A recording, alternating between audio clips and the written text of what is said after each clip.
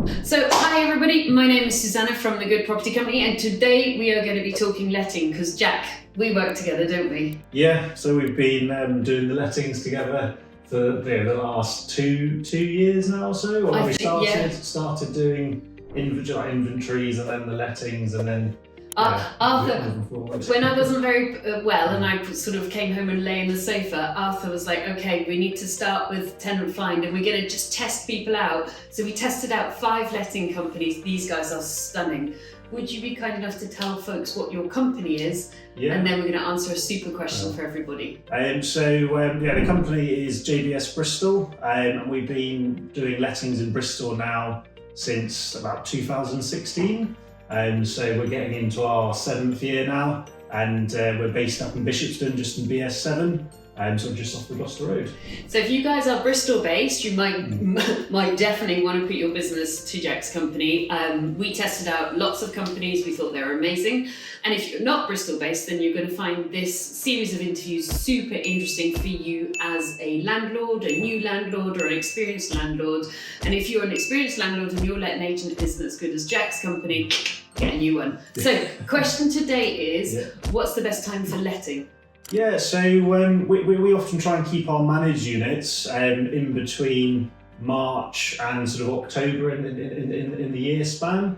That's because it tends to be a lot busier for applicants looking for properties, which means A, you've got a lot more choice of tenants that you're sort of putting into the property, and then B, you tend to get the higher rental yields as well. Do you? Because of the demand.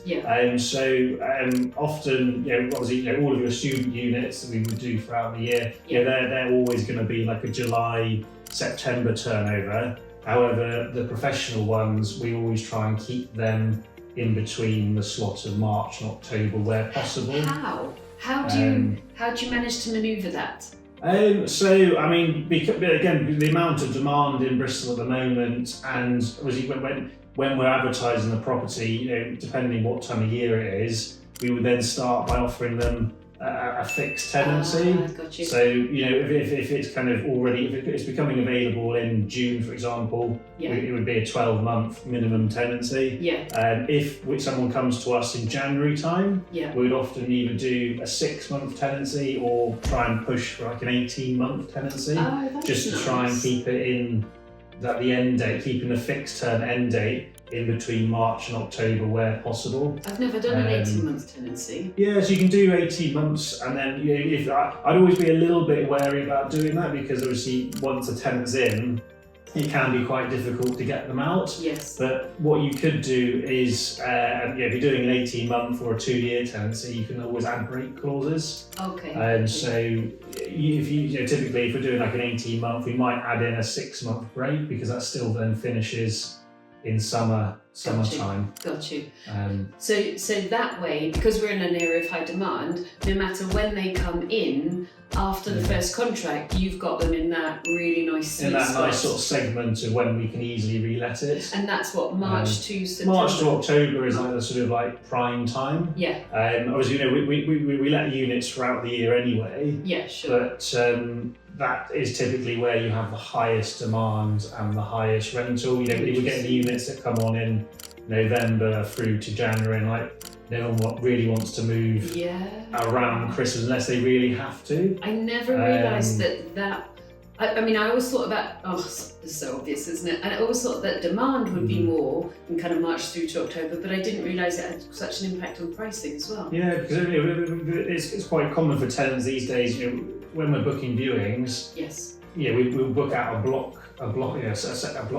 viewing. Yeah. And then we typically get multiple offers come in, and then people tend to offer slightly over. Yes, I've seen that. So it's with 50. These guys manage my student. Well, we do 2 things together now, don't we? Full managed service on all my student properties, and then at the moment, although it is going to go over to them, a tenant find on my single lets, and 50% of the properties you've let for me have gone higher than the asking price. 50%. Yeah, it's been Bristol's market is. How do you do it? When we're booking viewings, we don't encourage a bidding war, and I think that's like quite poor practice. Right. However, we sort of leave the ball in the tenant's court, being when we're booking viewings, we book a set of block viewings. Yeah. And we sort of stagger them 15 minutes apart. So often, as one set of tenants are leaving the viewing, they see another one coming in. Yeah. So then there's kind of like, it creates that sort of sense of demand from them, being like, oh, obviously we don't want to sort of miss out on this one. We do really like this one. Yes.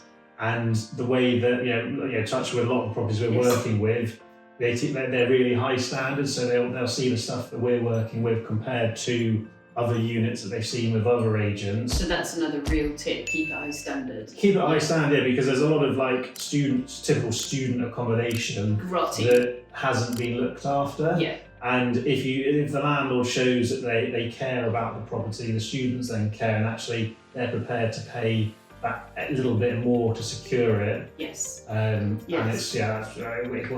works out well for both parties, because the landlord's happy and the tenant's happy, because they've got the home. And the other thing I've seen you do is you've closed off waiting lists. So I've often had emails from Jack to say, we've got viewings on, say, like a Wednesday afternoon, and we've closed the viewings. We've now got a waiting list. Yeah. And I'm kind of like, what? Yeah. How did you get that? It's just we've got the applicants registered on our system before we list the unit. Yeah. And then mixed with all the new inbound traffic as well. So typically, I mean, we're not an international call handling business. It's like you're based in Bristol, aren't you? Yeah, we can only handle a set amount of incoming traffic, and actually, we pre-qualify all of the applicants before booking them a viewing, so we know that anyone that's coming for a viewing would actually pass all of the references sort of straight away. Smart. So we're not sort of wasting our time and their time by taking someone down who wouldn't pass the referencing. Yes. So we would typically fully book our blocks. So that might be, we might do an hour and a half, 2 hours. That could be sort of eight viewings or so. And how far in advance do you book the block? Because I know that you've emailed me, you've said, we're doing it next Wednesday, and it's been a few days in advance, or even a week in advance. Yeah, so I mean, it's typically, for example, if we were going to list a property on the Monday, we would then aim for a Wednesday, Thursday set of block viewings. Oh wow! So it's almost that quick, depending on the access. Yes. And then we would then once that we might book 2 sets of block viewings. Yes. And then if the waiting list was then full, we would then sort of cap it and say, look, well, it's very likely. I would be very surprised if it's still here after that. Yeah. And then we can then pull those applicants onto the next one. Got you. Rather than taking 20. Imagine take 20 people to one property. Yeah. Only one of them's going to have it. Yeah. However, if you book 10 in, you can then pull all those applicants that were interested in that one across to one that's very similar. And kind of go from there. So smart screening practices, good quality interaction, so you're not trying to waste their time as well as not wasting your time. Yeah. And then smart contractual practices that basically say, even if you start outside of the best time, which is, do you say March to March to sort of October time. When the contract ends, it will land in the best time for the next time for the landlord. Yeah. So I think it's just sort of tenancy planning. Yeah. So I mean the worst thing, we have had some clients that their tenancies ended literally a day before, a day or two before Christmas, like the 23rd or 24th, and they've come to us saying, our property's going to be available on the 23rd, 24th. What can you do? And I was like, well, chances are nothing for the next week or two, because the period between Christmas and New Year is limbo. Yes. And then after that, it only just starts picking up again after the first week. So those 2 weeks, I would say between Christmas and the first week in January, you're not going to have much luck unless someone's really desperate. Although, my very first HMO, Castle Road, which you now fully manage, I finished it. Guys, if you're doing refurbs and it's tough financially, I was so there. And the kitchen furniture was basically an old garden furniture that I had, because I had no money left to buy a table and chairs for their dining room. And I had to get rent in. Should we just say there were some bills? Yeah. and I finished it on the 21st of December. Yeah. And I got it fully filled. You know, it's 5 bedrooms, 3 ensuite, two share a bathroom.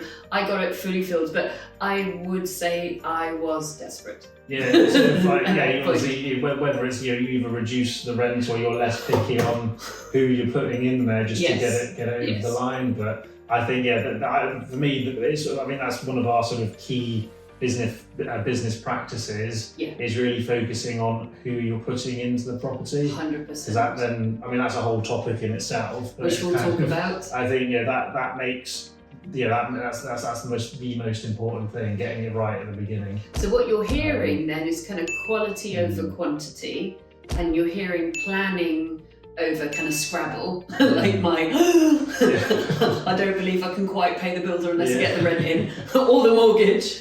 And what you're hearing is kind of understanding seasonality and contracting appropriately. So I hope you're picking up both the kind of key learnings from this, but also all the subtle things that you're hearing from Jack.